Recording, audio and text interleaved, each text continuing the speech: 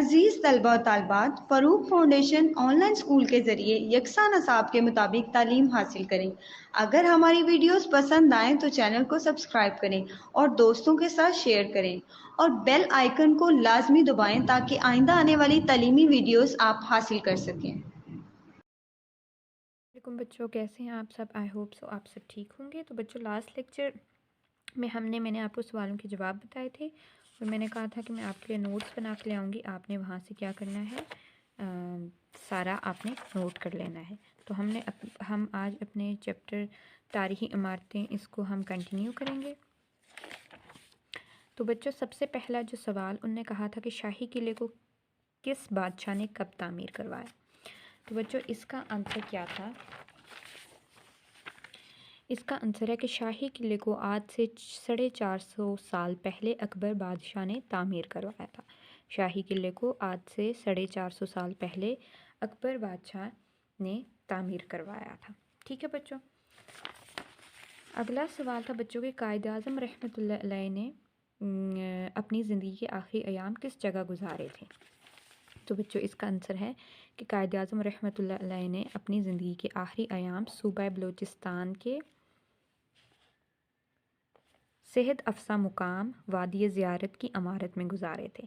कायद-ए-आज़म रहमतुल्लाह अलैह ने अपनी ज़िंदगी के आखिरी अयाम सूबा बलूचिस्तान के सेहत अफ़सा मुकाम वादी ज़ियारत की रेजिडेंसी इमारत में गुजारे थे। ठीक है बच्चों। उसके बाद जो अगला सवाल था वो है कि वादी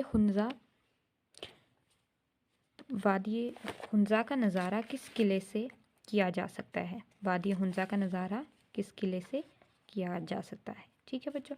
तो इसका आंसर था कि वादी हुंज़ा का नज़ारा किला बलतत से किया जा सकता है। वादी हुंज़ा का नज़ारा किला बलतत से किया जा सकता है।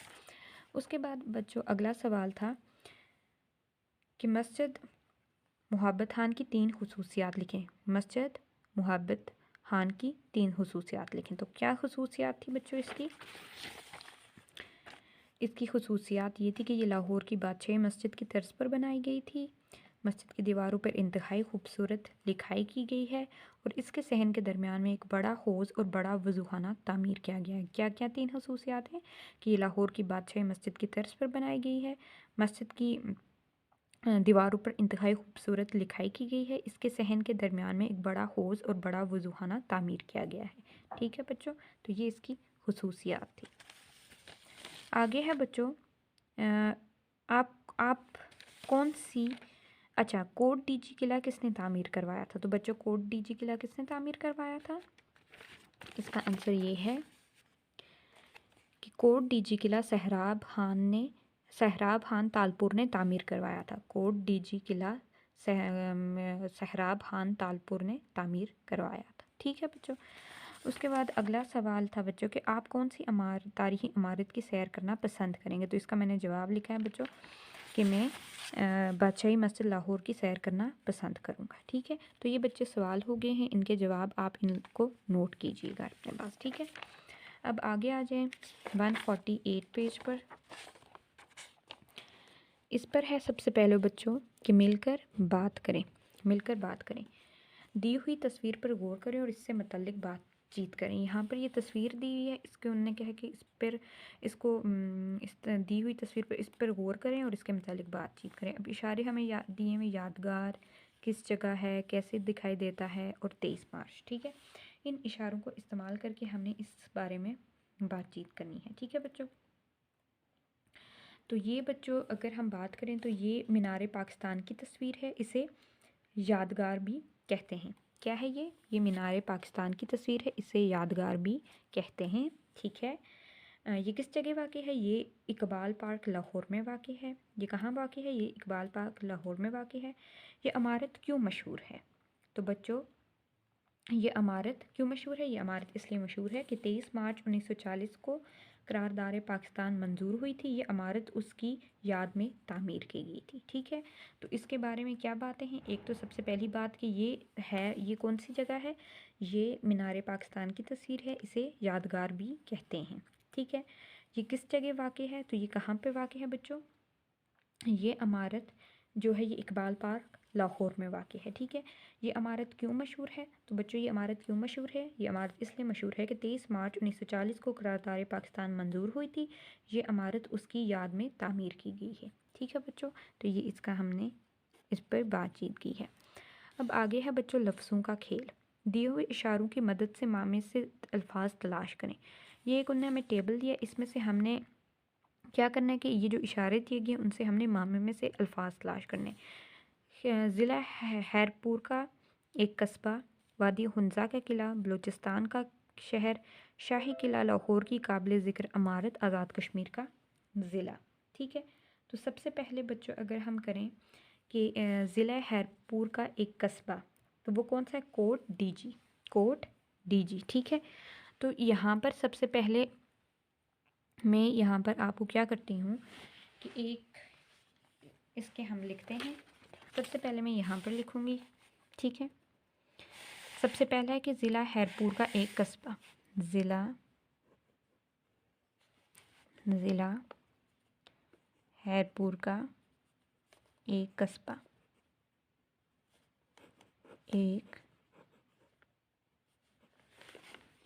ठीक है। अब इसके आगे क्या आंसर आएगा? ठीक है बच्चों, तो इसका आगे आंसर हम यहाँ से देखेंगे कि वो क्या आएगा। ठीक है, तो यहाँ पर हमने उसका क्या देखते हैं, वो आएगा बच्चों कोट डीजी, कोट डीजी। अब वो किधर है देखें, काफ वाउटे कोट, काफ वाउटे कोट, डीजी डे ये जीम ये, तो ये यहाँ पर आ गया है। हम इसको क्या कर लेते हैं बच्चों, इसको हम कर लेते हैं हाईलाइट।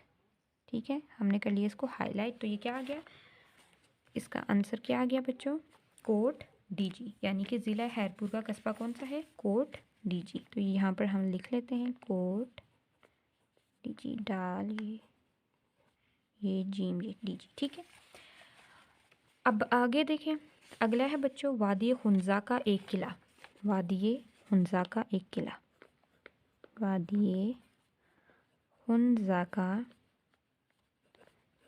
एक किला। ठीक है, तो बच्चों वादी हुंजा का एक जो किला था वो कौन सा था, बलतत। वादी हुंजा का जो किला था वो कौन सा था, बलतत। अब यहाँ पर हम देखेंगे कि वो लफ्ज़ कहाँ पर बन रहा है, तो इधर सेकंड कॉलम में आ जाएं, बलतत, बेलाम ते ते, बलतत, बेलाम ते ते। ठीक है, तो ये क्या आ गया, बलतत। ठीक है, तो इसको बच्चों हम लिख लेते हैं यहाँ पर बलतत,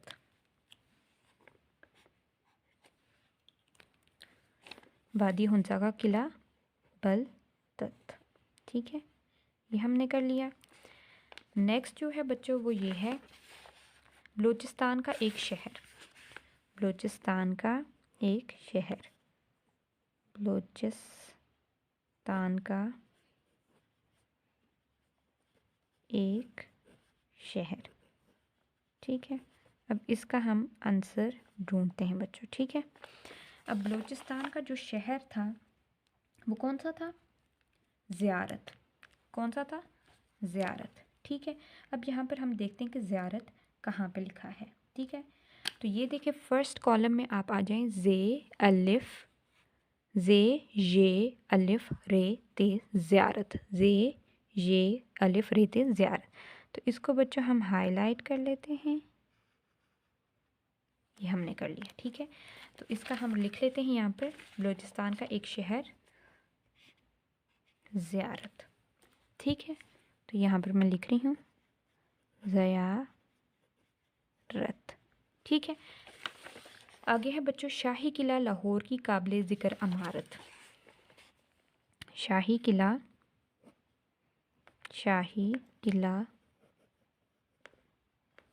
लाहौर की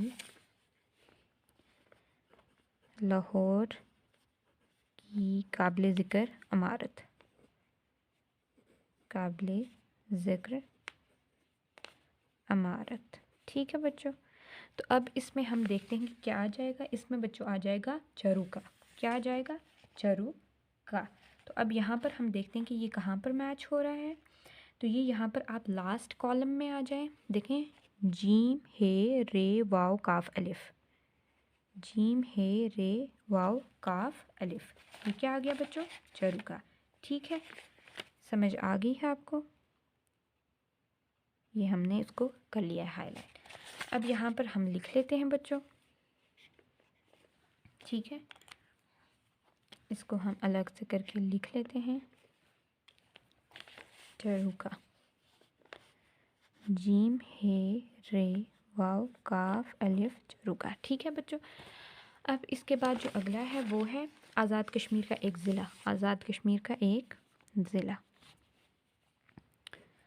आज़ाद कश्मीर का एक ज़िला, ठीक है, आज़ाद कश्मीर का एक ज़िला। तो अब इसको बच्चों हम देख लेते हैं, वो कौन सा है? भिम्बर। कौन सा है बच्चों? भिम्बर। अब यहाँ पर हम देखते हैं कि भिम्बर लफ्ज़ जो है कहाँ पर है। तो आप आ जाएं बच्चों थर्ड रो पे, थर्ड रो में, ठीक है, फर्स्ट सेकंड थर्ड कॉलम में। यहाँ पर स्टार्ट में है बच्चों बे हे मीम बे रे, बे हे मीम बे रे। तो इसको हम क्या कर लेते हैं? हाईलाइट, बे हे मीम बे रे, ठीक है बच्चों। तो इसको कर लिया है हमने हाईलाइट, भिम्बर, ठीक है। तो ये क्या हो गया बच्चों? भिम्बर। तो अब यहाँ पर हम लिख लेते हैं इसको, भिम्बर, ठीक है, बे हे मीम बेरे भिम्बर, ठीक है। तो समझ आ गई। सबसे पहला क्या है? ज़िला हैरपुर का एक कस्बा, कौन सा है? कोट डीजी, कोट डीजी, कोट डीजी, ठीक है। आगे है वादी हुंजा का एक किला, तो वो है बलतत, कौन सा है? बलतत, ये है बलतत, बे लाम ते बलतत, ये हमने लिखा है बलतत, ठीक है। आगे है बच्चों बलूचिस्तान का एक शहर, तो वो कौन सा? ज़ियारत, जे ये अलिफ रे ते ज़ियारत, तो वही हमने ये लिखा है, ठीक है। आगे है बच्चों शाही किला लाहौर, शाही किला लाहौर की काबिल ज़िक्र अमारत, तो वो कौन सा है बच्चों? चरुका, वो किधर है? जीम हे रे वाव काफ अलिफ, तो वो हमने ये लिख लिया, ठीक है। आगे है बच्चों आज़ाद कश्मीर का ज़िला, तो आज़ाद कश्मीर का ज़िला कौन सा है? भिम्बर, बे हे मीम बे रे, तो वो ये हमने लिख लिया, ठीक है बच्चों। तो ये हो गया है। अब आगे आ जाते हैं। आगे है बच्चों कवायद सीखें, कवायद सीखें। ने और को का इस्तेमाल करके पैराग्राफ मुकम्मल करें। ने और को का हमने इस्तेमाल करना है और उसके बाद इस पैराग्राफ को बच्चों हमने क्या करना है? हमने मुकम्मल करना है, ठीक है। ने और को का इस्तेमाल करना है। तो बच्चों इसको हम शुरू करते हैं। आज अली डैश सुबह सवेरे फजर की आज़ान दी, नमाज पढ़ने के बाद इस डैश दादा जान डैश नाश्ता करवाया, स्कूल जाने से पहले डैश पौधों डैश पानी दिया, स्कूल जाकर इस डैश सब डैश सलाम किया। तो यहाँ पर है बच्चों सबसे पहले कि आज अली ने सुबह सवेरे फजर की नमाज अदा की, तो यहाँ पर आएगा ने। नमाज पढ़ने के बाद इसने दादा जान को नाश्ता करवाया, स्कूल जाने से पहले इसने पौधों को पानी दिया, स्कूल जाकर इसने सबको सलाम किया। तो ये बच्चों आपको समझ आई है कि हमने ने और को कैसे इस्तेमाल किया है। तो बच्चों हमने किस तरह इस्तेमाल किया है ने और को? हमने सबसे पहले क्या लिखा है? यहाँ पर सबसे पहले हमने बच्चों लिखा है कि आज अली ने सुबह सवेरे फजर की नमाज अदा की है, ठीक है। उसके बाद क्या है? इसके बाद नमाज पढ़ने के बाद इसने दादा जान को नाश्ता करवाया, स्कूल जाने से पहले इसने पौधों को पानी दिया, स्कूल जाकर इसने सबको सलाम किया, ठीक है बच्चों। तो ये हमने इसका किया है, ठीक है। अब मैं आपको कुछ सेंटेंसेस लिख के बताती हूँ जिसमें आपने मुझे बताना है कि इनमें ने कहाँ आएगा और को हम कहाँ लगाएंगे, ठीक है। ने किस में लगाएंगे और को किस में लगाएंगे, ठीक है बच्चों। तो जुमले मैं आपके लिए बनाती हूँ, ठीक है, और आपने मुझे उनमें बताना है कि यहाँ पर हम कौन सा लगाएंगे। हम यहाँ पर ने लगाएंगे, यहाँ पर हम को लगाएंगे और इस तरह, ठीक है। तो डिफरेंट डिफरेंट वर्ड्स हैं, ठीक है, जो मैं आपको इसमें हम और भी ऐड कर सकते हैं, ठीक है। तो जैसे कि आपको मैं एग्ज़ाम्पल के तौर पे बता दूं, जैसे कि फातिमा डैश अली को आवाज़ दी। फातिमा ने अली को आवाज़ दी, ठीक है। तो ये हमने क्या बताया बच्चों, ये हमने सेंटेंस बनाया है, ठीक है। उसके बाद अगर मैं यहाँ पर एक जुमला और लगा दूँ, जैसे कि मैं यहाँ पर लिख लूँ, जैसे मैं आपको यहाँ पर करके बताती हूँ ताकि आपको आइडिया हो जाए यहाँ पर, ठीक है। जैसे कि ये मैंने सेंटेंस बताया है, फातिमा डैश अली डैश आवाज़ दी, ठीक है। उसके बाद दूसरा मैं बता देती हूँ, आयशा डैश फूल पसंद हैं, ठीक है। उसके बाद बच्चों में बना लेती हूँ, जैसे कि अहमद डैश अली से लड़ाई की, ठीक है। उसके बाद बच्चों में एक सेंटेंस बना लेती हूँ, जैसे कि अली और अहमद डैश फ़हद डैश सालगिरह की मुबारक बाद दी, ठीक है। उसके बाद दूसरा कर लेती हूँ, अम्मी डैश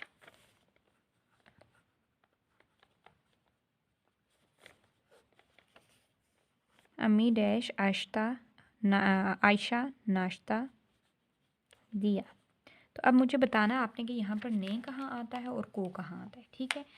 जैसे सबसे पहले है फातिमा डैश अली आवाज़ दी, फातिमा ने अली को आवाज़ दी, ठीक है। आयशा डैश फूल पसंद है, आयशा को फूल पसंद है।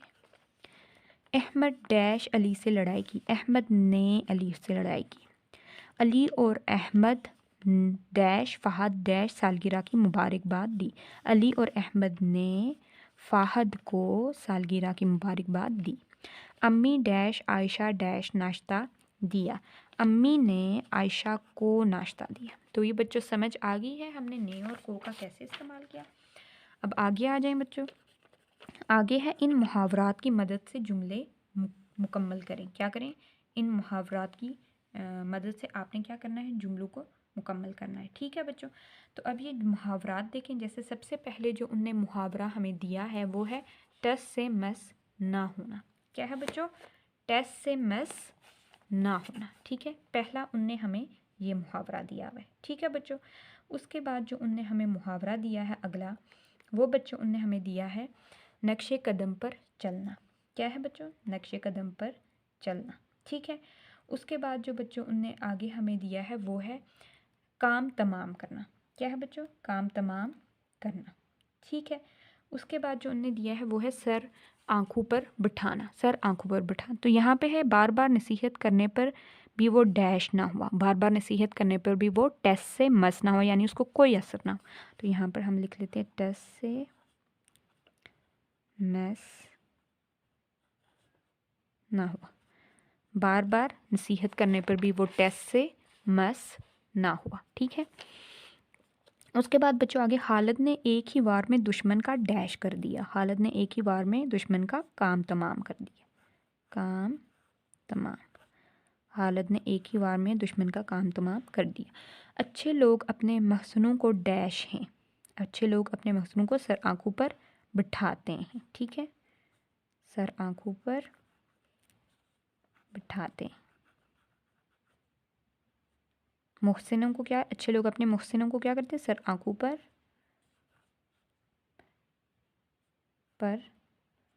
बिठाते हैं। ठीक है, आगे है हमें नेक लोगों के नक्शे कदम पर चलना चाहिए। हमें नेक लोगों के नक्शे कदम पर चलना चाहिए। ठीक है, तो पहला क्या था बच्चों कि बार बार नसीहत करने पे भी वो टेस्ट से मस ना हुआ। हालत ने एक ही वार में दुश्मन का काम तमाम कर दिया। अच्छे लोग अपने मोहसिनों को सर आंखों पर बैठाते हैं। हमें नेक लोगों के नक्शे कदम पर चलना चाहिए। ठीक है, तो ये हमने कर लिया। आगे आ जाएं बच्चों, आगे है यहाँ पर पढ़ें। दी हुई इबारत दुरुस्त तलफ़ुज़ और रवानी से पढ़ें। ये इबारत दी हुई, हमने उसको क्या करना है, दुरुस्त तलफ़ुज़ और रवानी से पढ़ना है। ठीक है, पाकिस्तान की कौमी ज़ुबान उर्दू है। पाकिस्तान की कौमी ज़ुबान उर्दू है। यह ज़ुबान पाकिस्तान कौम की पहचान है। तालीमी इदारों में इब्तदाई जमातों से लेकर आला दर्जों तक उर्दू को एक लाजमी मज़मून की हैसियत से शामिल किया गया है। पाकिस्तान में अखबारात और रसाइल सबसे ज़्यादा उर्दू ज़बान में शाया होते हैं। इसके अलावा रेडियो, टेलीविज़न की नशरियात और राब्ते का सबसे बड़ा ज़रिया भी उर्दू है। उर्दू ज़बान सिर्फ़ पाकिस्तान की कौमी ज़बान ही नहीं बल्कि दुनिया की जदीद तरक्की याफ्ता ज़ुबानों में से एक है। दुनिया के मुख्तलिफ़ इलाक़ों में इस ज़ुबान के जानने वाले अफराद मिलते हैं। अरब मुल्कों और बाज़ मगरबी ममालिक में उर्दू के अखबारात शाया होते हैं। दुनिया के कई बड़े तालीमी इदारों में उर्दू ज़बान सिखाने का इंतज़ाम मौजूद है। उर्दू ज़बान पर अबूर हासिल करना वक्त की ज़रूरत है। हमें उर्दू पढ़ने, लिखने और बोलने पर फ़ख्र होना चाहिए। ठीक है बच्चों, तो ये हमने किसके बारे में पढ़ा, उर्दू ज़बान के बारे में कि उर्दू पाकिस्तान की कौन सी कौमी ज़बान है, उर्दू है। ठीक है, और ये ज़बान हम पाकिस्तान कौम की पहचान है। ठीक है, और हमें उर्दू पढ़ने पर, लिखने और बोलने पर फ़ख्र होना चाहिए। ओके, आगे आ जाएं बच्चों, आगे है कुछ नया लिखें। यहाँ पे है कि अपने इलाके सूबे की किसी अहम इमारत के बारे में 2 से 3 पैराग्राफ लिखें। ठीक है, तो 2 से 3 पैराग्राफ आपने क्या करना है, अपने किसी सूबे की अहम इमारत के बारे में 2 से 3 पैराग्राफ लिखें। ठीक है, इशारे उनने हमें दिए कि किसी की किस किस्म की इमारत है, कब बनी, वजह शोहरत क्या है, नुमायाँ खसूसियात क्या हैं, इमारत के बारे में आपकी क्या राय है। तो ये आप लोगों ने क्या करना है कि ये आप किसी भी इमारत के बारे में लिख सकते हैं। ठीक है, जैसे मैं आपको बताऊं कि हम बादशाही मस्जिद के बारे में अगर लिखें, ठीक है, तो हम क्या क्या लिख सकते हैं बच्चों बादशाही मस्जिद के बारे में। जैसे कि बादशाही मस्जिद पाकिस्तान की दूसरी और दुनिया की 5वीं बड़ी मस्जिद है। क्या कह सकते हैं, किस किस्म की मस्जिद है, यानी कि, और इसकी नुमायाँ खसूसियात और वजह शोहरत क्या है। बादशाही मस्जिद पाकिस्तान की दूसरी और दुनिया की 5वीं बड़ी मस्जिद है। ये मस्जिद 1971 से, ठीक है, 1673 से 1971 के दरमियान तामीर की गई। ठीक है, ये मुग़ल दौर के हुक्मरान औरंगज़ेब आलमगीर ने तामीर करवाई। ये शहर लाहौर में वाक़ है। दुनिया के बहुत से ममालिक से लोग इसे देखने आते हैं। इस मस्जिद में 1 लाख नमाजी नमाज अदा कर सकते हैं। ये मस्जिद 313 साल तक दुनिया की सबसे बड़ी मस्जिद शुमार की गई। ठीक है, उसके बाद पैराग्राफ ये हमने लिख लिया। दूसरा, 1799 में, ठीक है, यहाँ पर क्या हुआ कि 1799 में रणजीत सिंह ने लाहौर पर कब्ज़ा कर लिया। इसने बादशाही मस्जिद में अपनी फ़ौज को रखा। यहाँ इसने घोड़ों को बांधा। 1857 में बरतानिया बरे सगीर पर काबिज़ हो गया। बरतानिया ने 79 साल तक हुकूमत की। उसके बाद पाकिस्तान की हुकूमत ने इसकी देखभाल का ज़िम्मा उठाया। ये एक अजीम, तीसरे पैराग्राफ में हम लिखेंगे कि ये एक अजीम इमारत है। मस्जिद, मुझे बादशाही मस्जिद बहुत पसंद है। यहाँ जाकर मेरा ईमान ताज़ा हो जाता है। तो बरक़ात और हज़रत मोहम्मद सल्लल्लाहु अलैहि वसल्लम की चीज़ें देखकर बहुत खुशी होती है। यहाँ नमाज़ पढ़ने का अपना लुत्फ़ है। तो ये चीज़ें हम इसमें ऐड कर सकते हैं। मैं एक दफ़ा दोबारा से पढ़ती हूँ, आपने गौर से सुनना है। 3 पैराग्राफ है। सबसे पहला ग्राफ आप ये लिख सकते हैं कि बादशाही मस्जिद पाकिस्तान की दूसरी और दुनिया की 5वीं बड़ी मस्जिद है। ये मस्जिद 1673 से 1971 के दरमियान तामीर की गई। ये मुग़ल दौर के हुक्मरान औरंगज़ेब आलमगीर ने तामीर करवाई। ये शहर लाहौर में वाक़ है।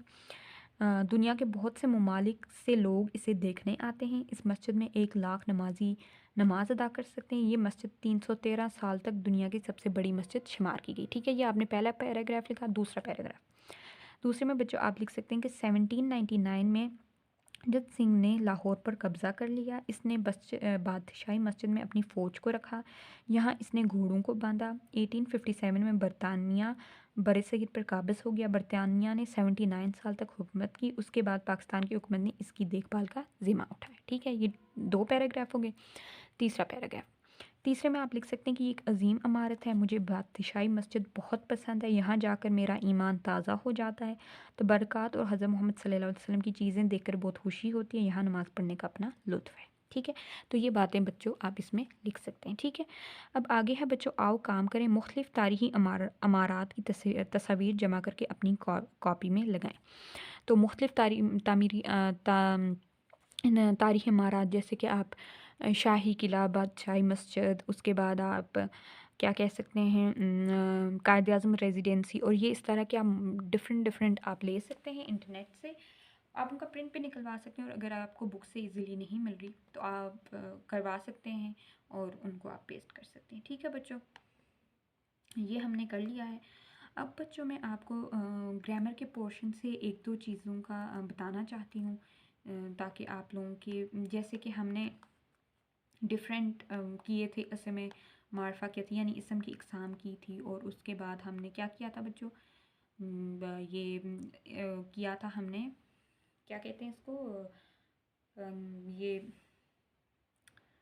हाँ, फ़ेल अमर और फ़ेल नहीं किया था। आज मैं आपको बताऊंगी बच्चे इस समय इशारा के बारे में। ठीक है, कि इस समय इशारा क्या होता है। ठीक है बच्चों, तो इस समय इशारा के बारे में मैं आज आपको बताऊंगी। ये हमने इंग्लिश में भी पढ़ा था बच्चों। ठीक है, ये एक्चुअली बेसिकली इसमें क्या होता है, इसमें पॉइंटिंग वर्ड्स होते हैं, यानी कि इशारा करने के लिए जो अल्फाज इस्तेमाल किए जाते हैं। ठीक है, ये वो होते हैं। ठीक है बच्चों, तो इसमें जैसे कि मैं आपको एग्जांपल के तौर पे बता लेती हूँ कि जो इसमें इशारा होता है ना, वो इसम जिससे किसी शख्स, जगह या चीज़ की तरफ इशारा किया जाए। ठीक है, इसे इस समय इशारा कहलाते हैं।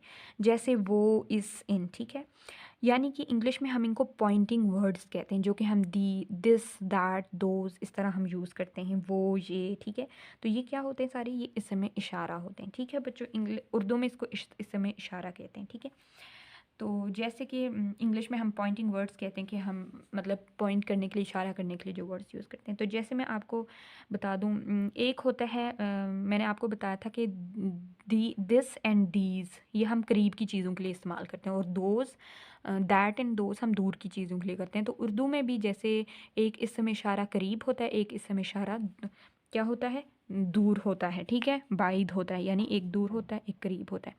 जैसे कि मैं आपको एग्जांपल बताती हूँ कि